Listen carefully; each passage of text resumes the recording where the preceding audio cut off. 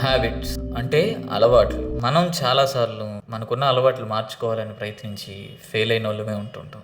ఎందుకు ఒక అలవాటుని మానాలనంటే అంత కష్టంగా ఉంటది. అదే ఒక అలవాటు మనకి అలవాటు పడాలనంటే అంత ఈజీగా ఉంటది అనంటే దాని ఎనకాల ఒక సైన్స్ ఉంది. అదే డోపమైన్.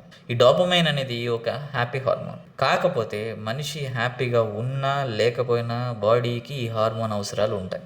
ఆ అవసరాలను ఫుల్ఫిల్ చేసుకోవడానికి ఏదో ఒక హ్యాబిట్ని ఎడిక్షన్గా మారుస్తూ ఉంటాయి. సిగరెట్ తాగడం కావచ్చు, మందు తాగడం కావచ్చు, పాన్ చూడడం కావచ్చు, లేదనంటే స్ట్రెస్ ఫీల్ అవ్వగానే ఏదైనా స్వీట్స్ తినాలనే ఫీలింగ్ ఉండడం కావచ్చు.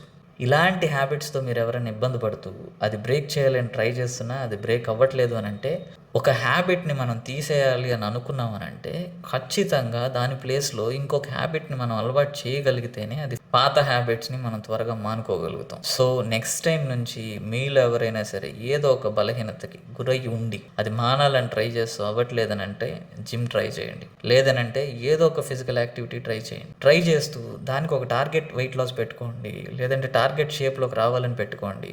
ఆటోమేటికల్గా కొన్ని రోజులు మనం ప్రయత్నించగలిగితే ఈ ఎక్సర్సైజ్ యాక్టివిటీ వల్ల కూడా బాడీలో డోపమైన్ రిలీజ్ అవుతుంది. ఎప్పుడైతే ఎక్సర్సైజ్ యాక్టివిటీ వల్ల డోపమైన్ రిలీజ్ అయిందో ఇది ఒక ప్లెజర్ యాక్టివిటీగా మారుతుంది. దాని వలన మనకున్న చెడు అలవాట్లు ఏమైనా ఉన్నా లేకపోతే మానేసుకుందాం అనుకునే అలవాటు ఏమైనా ఉన్నా కూడా మానడానికి ఆస్కారం కుదురుతుంది.